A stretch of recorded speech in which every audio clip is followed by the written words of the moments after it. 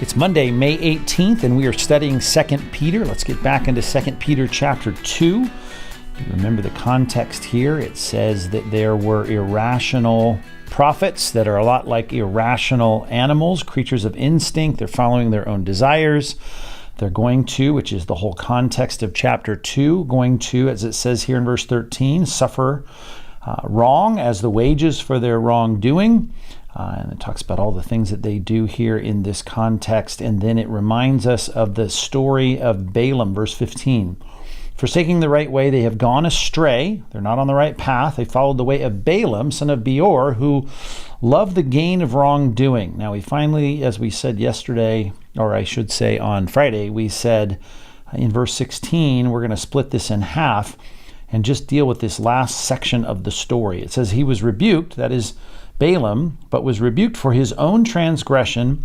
A speechless donkey spoke with a human voice and restrained the prophet's madness. And just for the sake of making sure we know the biblical story, this is a bit of an extended reading. Let's read the original story in Numbers chapter 22, starting in verse 22, to give you a bit of this whole story of a speechless donkey and being rebuked by an animal. Okay, Balaam, as you remember, on Friday we said, was hired by Balak, and Balak had hired him to curse Israel because he was afraid of the threat that these traveling nomadic Israelites were going to be on his kingdom. And so Balaam ends up going, and it says in verse 22 of Numbers 22, God's anger was kindled because he went. And the angel of the Lord took his stand in the way of his adversary, okay, which was in this case Balaam, and now he was riding on the donkey. The donkey was his donkey, and he had his donkey for a long time, as we'll see, and his two servants were with him. Verse 23, and the donkey saw the angel of the Lord, which is an interesting way to put this. I mean, the personification of this donkey, seeing something that is unseen. So this is a unique endowment that God gives this animal. He's standing in the road, and the angel of the Lord has a drawn sword in his hand. And the donkey turned aside out of the road and went into the field. You can imagine riding this donkey. Balaam, it said, struck the donkey, hit the donkey, and he turned to her in the road, to turn her into the road, rather, get him back on the path. The angel of the Lord stood in the narrow path between the vineyards and with a wall on either side. And when, verse 25, the donkey saw the angel of the Lord, there he is again, she pushed against the wall and pressed Balaam's foot against the wall. You can imagine this scene. I mean, we've all been there when you've been in a situation where you're frustrated, things aren't working the way you want them to, and then you end up getting hurt. Your foot is being smashed up against the wall. So he struck her again. The angel of the Lord went ahead and stood in the narrow place where there was no way to turn either to the right or to the left. When the donkey saw the angel of the Lord the third time now, she lay down under Balaam, and Balaam's anger was kindled, as yours would be too. And he struck the donkey with his staff. Then the Lord opened the mouth of the donkey. Here it comes. And she said to Balaam, "What have I done to you, that you have struck me these 3 times? And Balaam said to the donkey, because you've made a fool of me," which is interesting here as he's talking to his animal, right? He's the fool in this case on many levels. "I wish that I had a sword in my hand, for then I would kill you." And the donkey said to Balaam, "Am I not your donkey on which you've ridden your life long to this day? Is it my habit to treat you this way? I may have been a good donkey. When I go the right direction, I do what I'm supposed to do." And he said, "No." Then, at that point, when he's trying to reason with this donkey, the Lord opened the eyes of Balaam, and he saw the angel of the Lord standing in the way with his drawn sword in his hand, and he bowed down and fell on his face. And the angel of the Lord said to him, "Why have you struck your donkey these 3 times? Behold, I've come out to oppose you, because your way it's wrong, it's perverse, it's not what it ought to be, before me.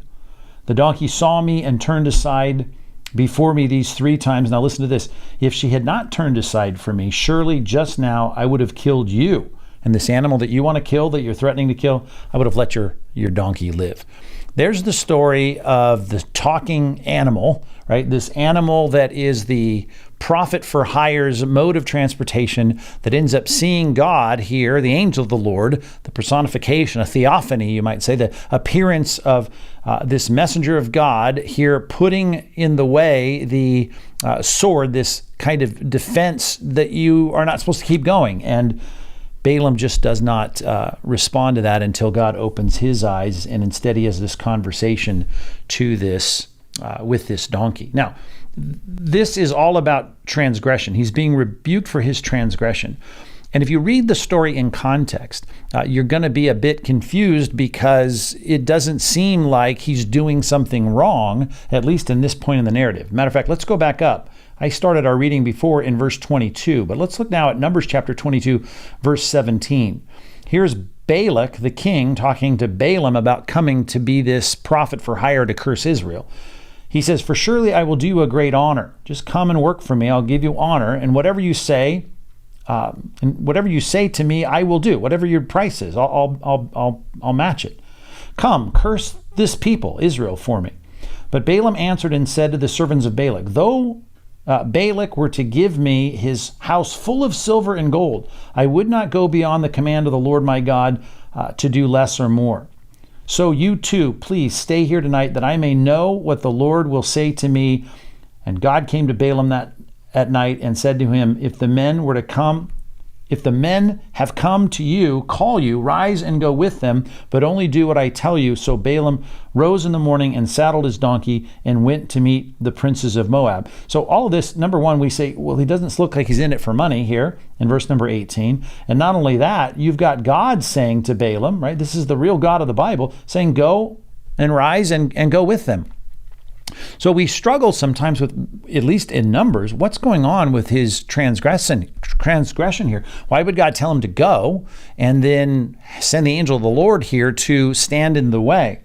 And what we have to do is we have to read this not only in New Testament context, but Old Testament context to know that what we see on the surface, much like Judas being this seemingly devoted follower of Christ, even so concerned about good fiduciary responsibility that he's the money keeper and the accountant and the CFO among the disciples, he's pilfering on the side. And we don't even see that until afterwards when John looks back and recognizes that he was a thief helping himself to what was in the money bag. And so it is here that we can read between the lines in the story, and we're about to, but we get the clear commentary afterwards here in the New Testament, which is what we saw in the rabbinic writings, the Old Testament and the Talmud, lots of extra biblical writings about Balaam, because he does show up a lot. There's a lot of airtime for Balaam in the Old Testament. Nevertheless, look at verse 15. This is the verse we just dealt with prior to verse 16 here in 2 Peter 2. He says, "Forsaking the right way, they have gone astray," talking about the false teachers here. "They have followed the way of Balaam, son of Beor, who," and this is what we know is true about him, "he loved the gain from wrongdoing." Okay, that we know is his motive. As it says in Jude 11, "Woe to them, they've walked in the way of Cain, they've abandoned themselves for the sake of gain. They've gone off for the sake of gain to Balaam's error, and they perished as in Korah's rebellion." Well, that's one example, Cain and Korah, but I want to look at this. Balaam's error, it's all about the sake of gain. Balaam here in chapter 2, verse 15 of 2 Peter, he loved the gain of wrongdoing. Well, you can see that even in the Old Testament, the Pentateuch, the first 5 books of the Old Testament. Moses writes these, and clearly we know in the verses and the books that surround the Numbers account, he was in this for the money. Take a look at this. This is Deuteronomy chapter 23, verse 4. "Because they did not meet you with bread and water," God's telling what cannot be for Moab. It says, "On the way, when you came out of Egypt, because they hired against you Balaam, son of Beor." And that picture here of hiring him is exactly what they did. Even though he, feigns this piety, he's got this fake and phony false sense of, I'm just going to do, whatever God says, whatever the real God says, I'm going to do it, and I don't want the money. That's all a ruse. Much like just like Judas giving this appearance of some kind of false piety, so we see in Balaam's life, and we know that he was ultimately in it for the money, and we see that. He's restrained in his madness here, which I think is an interesting way to put this. because, as we had just seen up in chapter 2, verse 12, that the false teachers were called irrational animals, creatures of instinct, born to be caught and destroyed. This picture of irrational animals, if you look at our text here, a speechless donkey. I mean, this is an animal that God just enables to speak. And in this situation of speaking with a human voice, it says his sin was restrained. His pathway into doing this for gain was restrained. And it reminds us in the context, and there's some irony in this all throughout, not only in the Numbers account, but in our passage in 2 Peter chapter 2, that the false teachers are worse than irrational animals. The irrational animal ends up being the one who cautions the false teacher in this case to do the right thing, that he's supposed to stop. Now, of course, in the passage, he allows him to move on. Why? Because God is going to use Balaam, and that's the last thing I want to focus on, is the fact that he is called a prophet here, the prophet's madness. Well, was he a false prophet or a real prophet? Because the false teachers is what's in view in 2 Peter chapter 2, and yet he's given this word prophet as though he was a true prophet. Well, there is truth in his prophecy. I said on Friday about Fonzie, if you're of my generation, I guess, in Happy Days, not able to apologize. He tries to spit it out. He can't do it. And that's the kind of the picture I always think of when I think of Balaam standing up to try and prophesy against Israel. He just can't do it. God wants him there to make a prophetic statement and to let the king of the foreign country know that Israel is God's chosen people. So he stands up to curse them, and his curse comes out as a blessing. And there's several oracles of Balaam that we could look at, and all the good things that God says through this prophet. His madness of trying to get money out of this whole situation, which he ended up getting as he leads them, as we said last time, into idolatry and immorality. Well, in this particular oracle, and this is the last one of several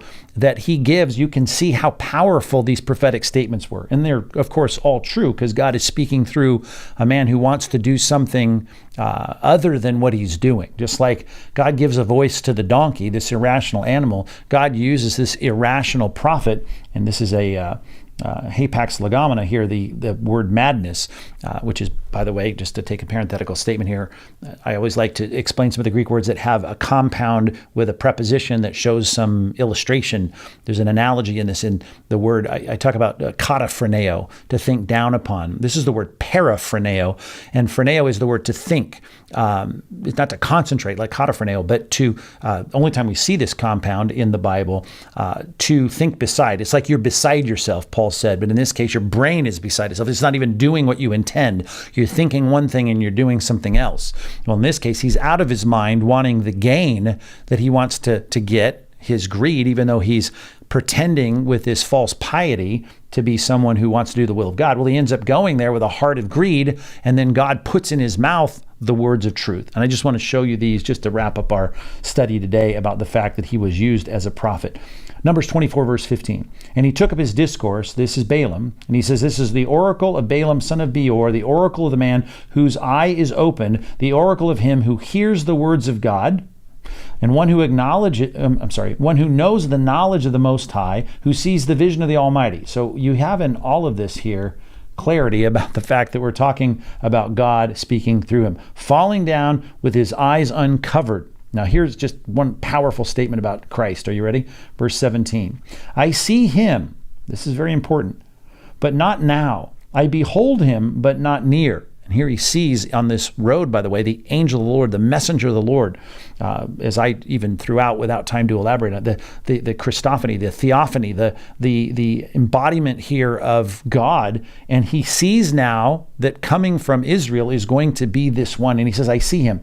Not now, not in the 15th century BC, but he says, I behold him, not near, not now. But look at this. We think of these concepts at Christmas. A star shall come out of Jacob, which of course is Israel, right? A scepter shall rise out of Israel. This is just Hebrew parallelism here, talking about the people of God that he's trying to curse. A scepter, that's the idea, a star and a scepter, the king, the ultimate king, it shall crush the forehead of Moab. You can imagine paying a guy to curse your enemies, and he says of your enemies, hey, there's going to be one coming. He's not near, not now, but eventually, and he's going to be the ultimate king, and the scepter and the star and the great one, the monarch, is going to arise out of this nation, and he's going to be not only crushing Moab, but having the dominion of all the people of the earth. I want you to think for a second about that. That is so far ahead of the monarchy. We've got 400 years to go until we actually have King Saul on the stage. And this is a picture of a people that would not even have a monarch for a long time. And the picture is of a monarch, not Saul, not David, not Solomon, but ultimately the great son of David, Jesus Christ, the star that comes out of Jacob, the scepter, the ruler, the king that comes out of Israel, who will become the one who rules all people. And even though Balak wanted to hire Balaam to say bad things about Israel, the truth of the prophet's words, false prophet for hire who speaks the prophetic truth about Christ in this passage, is a great reminder of God's sovereignty over all things, even the tongue of a donkey and the tongue here of a false prophet, and God and his will and his prophetic promise is established in Scripture, and we celebrate the fact that God is working out his will, working out the counsel of his will. After all of his plans are laid out to the prophets, he fulfills them, in this case 1,400 years later, and we celebrate that looking back now 2,000 years ago at the coming of Jesus Christ to earth. So some insights here, I hope, into Balaam and Balak and into Christ, and we'll pick up this more tomorrow on Tuesday. So thanks for listening. Be sure to subscribe. We'll be back as we continue through our study of 2 Peter chapter 2.